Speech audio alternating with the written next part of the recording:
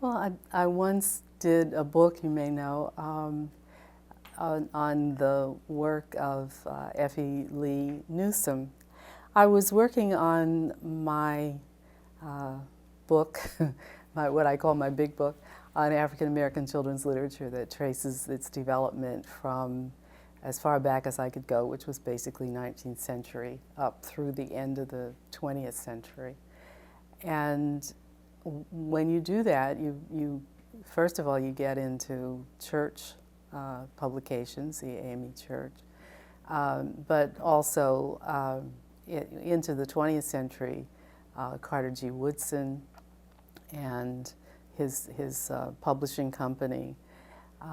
And so it was in the context of that research that I ran across this woman. Also with W.E.B. Du Bois, who did a magazine in 1920-21 called The Brownies Book. And some of the poems in the Brownies book were written by this woman, Effie Lee Newsom.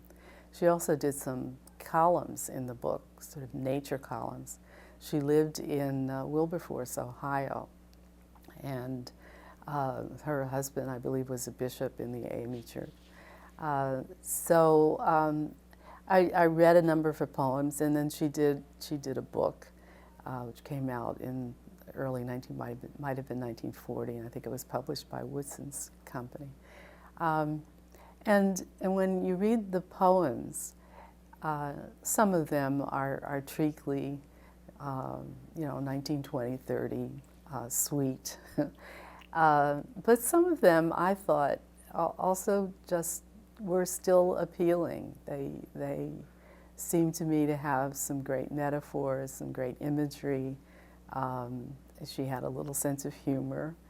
And I thought it was worth pulling them together for today's children. And fortunately, Boyd's Mills Press was willing to do that.